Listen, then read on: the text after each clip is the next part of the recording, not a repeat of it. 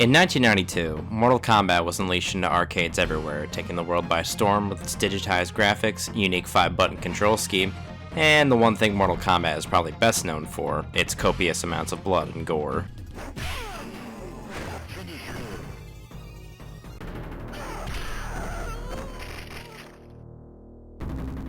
Sub-Zero wins fatality. Mortal Kombat was a smash hit, spawning a media franchise that spanned video games, movies, web shows, comics, and toys, as well as creating a devoted fanbase that has followed it for decades now. A fanbase that includes me, of course. I love Mortal Kombat. Characters, the world, the lore, and the over-the-top violence. All of it. In fact, I love Mortal Kombat so much that I've pretty much absorbed every possible thing related to the franchise. I've watched the movies, the shows, read the comics, and played a majority of the games.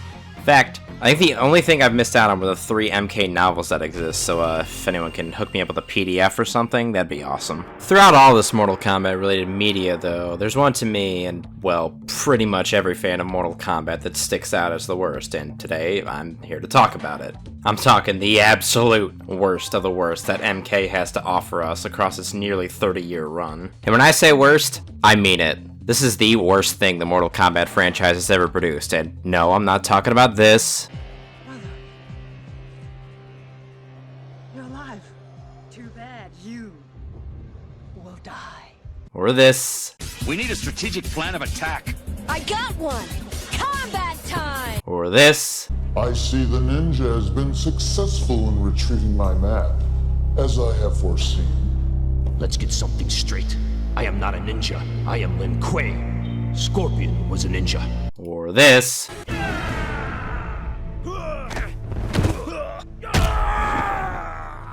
Kano wins. Fatality. Or this.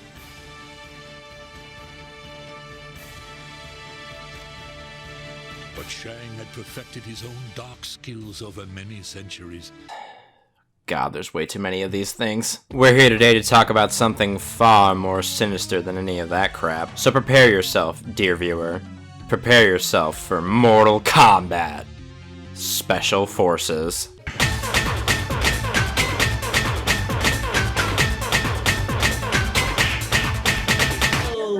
Fatality.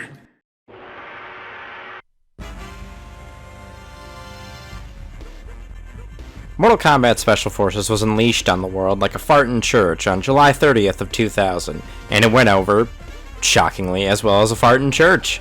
Special Forces received universally negative reviews, and with good reason, as you shall soon see. What a lot of people might not know about this abomination was the rather rocky development cycle it had. The game was intended to be a platformer, much like the previous Mortal Kombat mythology Sub-Zero, which I must say gets far more attention than Special Forces for some reason. My guess is people remember mythologies more fondly because it starred a far more popular character in Sub-Zero, and had those charming live-action cutscenes like a Command & Conquer game. I speculate that Mortal Kombat Special Forces started development not long after mythology's completion, so either in late 1997 or early 1998. From what I could find online, the plot of Special Forces was meant to be far bigger in scope and include more story development of the MK series as a whole. Originally, we were actually meant to learn how Kano lost his eye, Cabal was also featured as a character in the game, and the game was originally going to climax with Sonya arriving on Shang Tsung's island for the first Mortal Kombat tournament. In 1999, however, Mortal Kombat series co-creator John Tobias left Midway Games' mid-development of Special Forces to found Studio Gigante. Yeah, you know them at all? They went belly up in 2005 after making a crappy wrestling game, and Tao Fang, Fist of a Lotus. Hey, a feature review just fell into my lap. Tobias leaving Midway along with some of their staff left Midway in a bit of a bind. Tobias was the spearhead of Mortal Kombat's lore, designing a big amount of the series' characters and story. As a result of him leaving, Mortal Kombat Special Forces ended up having its entire story rewritten. As a result of these rewrites, a handful of extra levels were cut from the game, in addition to a playable Sonya Blade being lost in the process as well. Fun fact, Special Forces was supposed to be one in a series of many more adventure-style Mortal Kombat games, including one centered around Baraka, and the actually later released Shaolin Monks in 2005. Unfortunately for our Tarkatan friend, Special Forces failed so miserably that it put the entire Mortal Kombat series on hiatus until Deadly Alliance in 2002, leaving us without a game surrounding everybody's favorite jobber from Mortal Kombat 9. Good night, sweet prince. Anyway, Special Forces follows Major Jackson Briggs. First introduced in Mortal Kombat 2, Jax filled the void in Mortal Kombat as a series' token grappler character. Since 2, Jax has appeared in every Mortal Kombat game to date, an impressive feat only rivaled by fellow adventure game star Sub-Zero. The game starts with Kano, Jax's sworn enemy, busting his Black Dragon buddies out of prison. A team of elite Special Forces agents are sent to apprehend them. Jax is also contacted to help bring them in. Jax races to the scene in his purple muscle car, and boy, would you look at that cityscape. More cubes and silos than you can handle. It's beautiful, really. He arrives on the scene to see all of his comrades dead, slain by the Black Dragon. In a fit of rage, Jax exclaims, "Dirty sons of bitches!" Okay, he doesn't say that, but he does say, Kano, you're gonna pay for this. We're clearly in the presence of a Shakespearean actor. Okay, hold the bus here. 1 second in and I already have an issue. Jax has his metal arms. Chronologically, this is the first Mortal Kombat game, so Jax should just have his regular old arms. This is never explained, unless you want to go by Annihilation's logic of him just being able to remove his arms whenever he wants, but that raises the obvious question of why would you ever want to remove your bionic arms? Pretty sure those give him his crazy amp strength, the obvious benefit of punching someone with steel instead of fragile old bones, and the ability to shoot fucking missiles. The only relevant comment I can find on the topic comes from the Mortal Kombat Special Forces PSM magazine from July 1999, Volume 3, Issue 22. Huh, this game got top billing over new tech and tag screens? Can't say I agree with that. John Tobias said, "With Jax, we debated whether we should give him his metal arms or not, because they become such a signature aspect of that character. If he didn't have them, would it seem like Jax any longer? But he didn't have his metal arms in MK2, so if we're going to be proper to the story, then he shouldn't have them in game. But you know, we're sort of playing around with the storyline and saying that he's got prototypes. Whatever. The level starts and I'm almost immediately assaulted by Black Dragon thugs. I violently flail my arms like a 5th grader trying to fend off a schoolyard bully and successfully defeat them. After I best the first few enemies, I level up and learn my first get some sucker. Okay. Is this a blaxploitation game? I guess the Purple Muscle Car 70s intro, do-rag, and all the jive dialogue was a dead giveaway. But why, though? I've never really seen Jax as a character like Shaft, or Dolomite, or Petey Wheatstraw. He'd always struck me as a clean-cut military guy, one heroic enough to throw himself into something as deadly as the Mortal Kombat tournament just to get his friend back. I guess they wanted to give him some more character? I don't know. I explore the warehouse, eventually finding a submachine gun? Alright! Most games just hand you a rinky-dink pistol first thing, but oh, it's empty. Cool. An empty gun. Guess I can just use harsh language instead. I continue working my way through the warehouse, clobbering more Black Dragon thugs and overly loyal warehouse workers. I don't know about you guys, but if a commando with bionic arms busted into my workplace with the intent to kill my boss, I don't think I'd go swing at him. Call me gutless, but I've never had a boss I like that much. It's here, after another level up, I learned the only combo in the game that matters, the super uppercut. Seriously, it's the only one that matters. It's 5 hits, does good damage, and is easy to pull off. Later combos are just too difficult with the game's crippled controls. I don't know if it's the game or me, but the other combos in the game are too difficult to do, and the super uppercut is quick enough to interrupt enemy combos and sends them flying.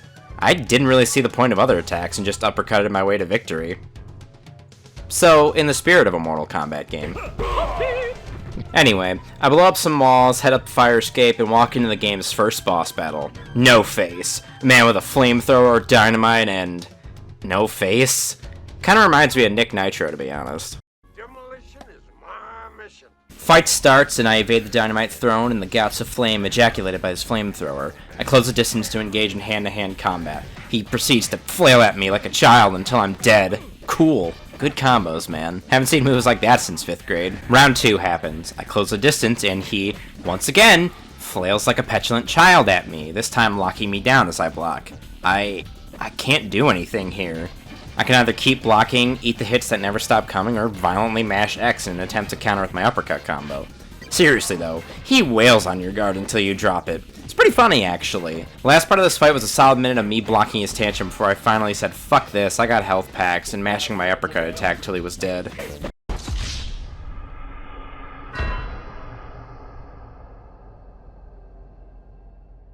Alright, level 2, and oh boy! A sewer level. Midway, you spoil us with your quality works. This level, shockingly, sucks. So when gun-toting enemies start showing up more frequently, which means you start getting the ever-loving crap shot out of you. With no real way to defend yourself, you can't block bullets. You still take full damage, or if you don't, it might as well be full damage. Even worse when a torrent of gunfire comes from off-screen, catching you completely off guard. And you can't even uppercut people into the sewer water. How lame. I've only been uppercutting people to their deaths since Mortal Kombat 1. Whatever. Get key codes, go through the sewer, fight next boss. This time, we're up against the sexy ninja, Tasia. This boss fight isn't special, but then again, none of them are. Avoid the ninja stars and the orbs of light that cause you to stroke out, all while listening to her make the same sounds as Liu Kang from Mortal Kombat 2. Jax kills her, remarks how it's sad to kill a hot woman, and then we are whisked away to the next level. The parking garage. Of evil!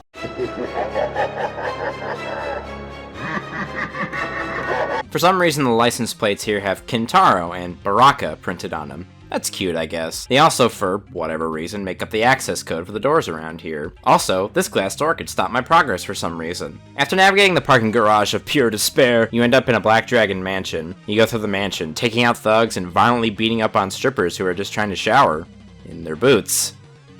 Okay. After checking a random computer for information, Command lets you know that an implanted spy has information for you. She dead drops you a key to continue the mission. I get the key, and then I beat the shit out of her. Why you're allowed to do that? I have no idea! You reach the roof, and once again, you can't uppercut people to their deaths.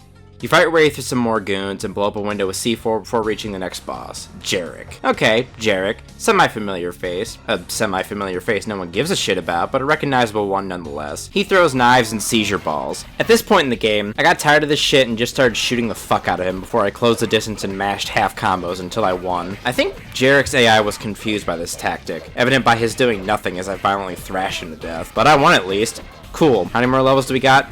2? Oh Christ. Xinjiang, China, and oh my lord, I hate this level.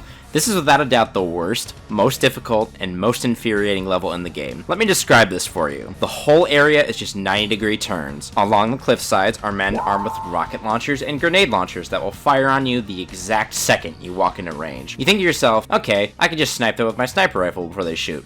No. They shoot the exact second you walk into range, and I mean max draw distance, second you are in their range. Since the controls are garbage, it's near impossible to draw a bead on them quickly enough to either kill or disarm them. So you try to disco dance out of the way of their shots, which inevitably fails because of the splash damage. Then you think, okay, I'll just rush under them, no biggie. Good luck with that, sports fan. Even if you deke the rocket, odds are you're too close to get an effective shot, or you've brought yourself into the range of a second rocketeer who will blast your ass too.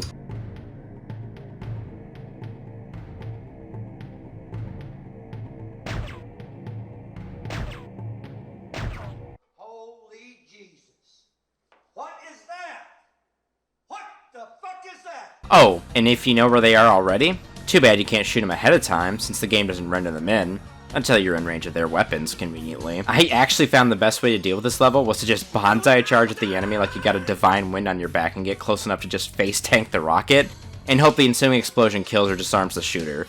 It's less time consuming, at least.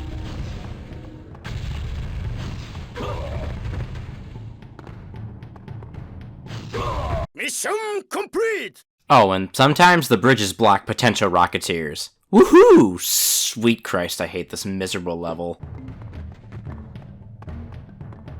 Excellent. Oh, I get it. The design of the next segment sucks too. Big ass square rooms, and you have to explore this god-awful mess looking for gems to unlock more of this dump, all while getting your ass loaded with lead, and hearing Jax constantly say, "You want some fries with that whoop ass?" Seriously, that is all he ever says. It's probably tied to the super uppercut combo, but I do not have the time, energy, or patience to find out, or to perform any of the other busted ass combos in this piece of crap. Okay, you can do this. Shove boxes, beat up Nazis and ninja wielding shotguns, fight next boss. Okay, Tremor. Hey! Tremor! The only decent character to come from this abortion. Sure, he didn't get back into the game until the PSP version of Mortal Kombat 9, but I always welcome more palette swap ninjas. I killed Tremor and we move on to the final level. Outworld. Well, it's purple at least. but I think someone forgot to create the rest of this level, unless Outworld gained a lot of land between now and Mortal Kombat 2. Bright side, you can finally uppercut people to their deaths. I think I spent an extra 20 minutes wandering around this level in awe of how awful it is. Nothing but floating platforms and abyss. Was Outworld ever this shitty? I remember Outworld having forests of flesh-eating trees and great coliseums for Mortal Kombat, but I guess Shao Kahn terraformed the whole damn realm between now and Mortal Kombat 2. Truth be told, I emulated to record this footage and honestly thought my emulation was messed up, until I checked for playthroughs on YouTube and saw it looked exactly the same. God, the camera is your worst enemy in this level. Hope you don't mind taking baby steps everywhere, unless you want to plummet to your death when you walk off a cliffside you didn't see because the camera is shit. Oh, perfect! An awkwardly built bridge. That's perfect for a game with terrible controls. Tight maneuvering. You might as well play this section with your feet. This soldier is punching me. He has a sword, and he is punching me. Why is everything so goddamn square here? Did Shao Kahn love floating squares? Or did Midway just not know any other shapes? Seriously, guys. Circles, triangles, trapezoids, a rhombus! Anything but just squares and rectangles. This game's depleting my sanity bar, so for obvious reasons, let's just skip to Kano. Ah, Kano, the final boss. He tells us of his evil plan to conquer Earthrealm, and Jax is like, "Nuh-uh, you're going back to jail, idiot." Unlike his friends, who I proper murdered to get here. Speaking of murder, I want to know what would have been cool if when I beat the bosses, I got to perform a fatality on them. You know, like in mythologies? I could arm rip them or head clap them, but nope, no fatalities. In a Mortal Kombat game, you can barely even kill people in this game. You can uppercut them off ledges in certain levels, and if you use a special move on a grunt, they explode. But why not the bosses? Kano, I understand, you can't kill someone who appears in the next game, but why not any of these other chumps? Barring Jarek, they had no canon relevance outside this game. Whatever. You whoop Kano's candy ass, and Jax proclaims, "I know, blah blah blah," and transports Kano's lifeless body back to Earthrealm. Jax contacts Gemini, and the game ends with a Oh yeah. And that's it. Credits and a "thank you for playing" screen. No, thank you, Midway. Thank you for showing me that there are somehow worse things in your series than the botched MKX PC port, or your lore in Mortal Kombat 11, or Jax's alternate attire from Deadly Alliance. Ugh. Just end the video now.